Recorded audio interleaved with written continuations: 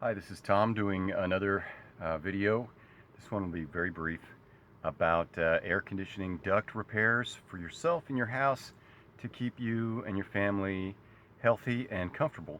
So when we had the AC system renewed, we put a new AC system in. This particular room that I'm working on now is my son's room generally, but they were asked to move this AC supply duct to a new location in that room, and ever since then there's been dust coming down, and it's been uncomfortable at different times, particularly when there's air pressure difference or very windy days. That'll cause any cracks in your air ducts to have attic air coming down into the rooms that you live in. So I'm just going to briefly show you what's happening here and some of the symptoms.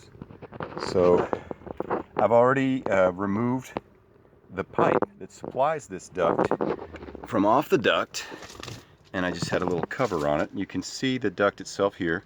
So after it was moved to here, and I just want to point out that if you look here on the sides of the right there, there was a piece of drywall that ran across these two openings, and the guys that installed this new duct boot that we're looking at had to cut through the drywall, and they had to work in this very difficult situation between these pieces of wood. And at the time that they were up here, this landscape was completely different. It was filled with yellow, extremely dirty, extremely dusty blow-in insulation.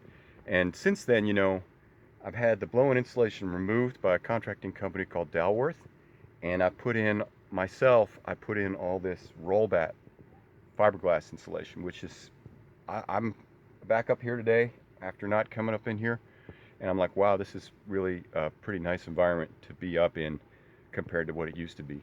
So anyhow, back to what we're doing. When they installed this, number one, they didn't seal the edges of the duct boot itself to the drywall at all. And you can see some mold. Definitely the white marks are where condensation from the cold air. Well, okay, so number one, they didn't seal that very well, and that's where air entry from attic air will come down into your house. And in addition to that, let's see if I can hold the light a little better with this hand.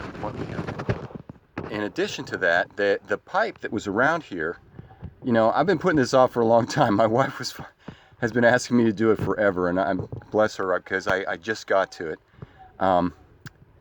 The pipe attaches onto this. The pipe has two parts. It has an interior plastic with spiral wire that attaches onto here, and then it has three parts actually. Then it has insulation around that plastic pipe, and then it has and you can see it right there.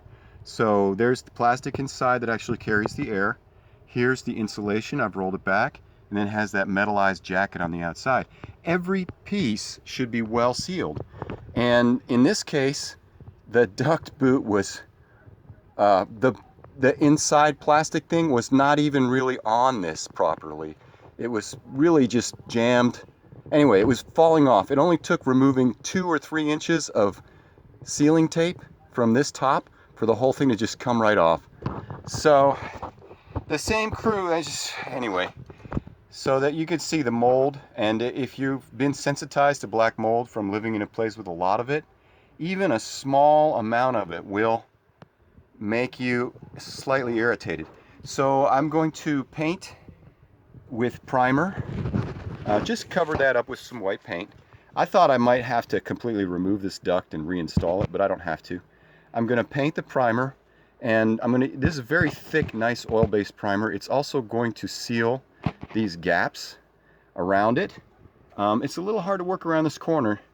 The last thing to point out is, these jobs, they build up on top of each other, and if you don't do it right from the beginning, it just gets more and more junk. So at the same time that those guys that removed the yellow blow-in insulation that used to be here, And you know, that stuff has a lifespan. So, I mean, I don't like it, but in its defense, if you talk to the people that install it at length about it, they will tell you that indeed it has a lifespan. They don't expect it to be up there more than 10 or 12 years. But other people that want to sell you houses, per se, so to say, they'll never mention that.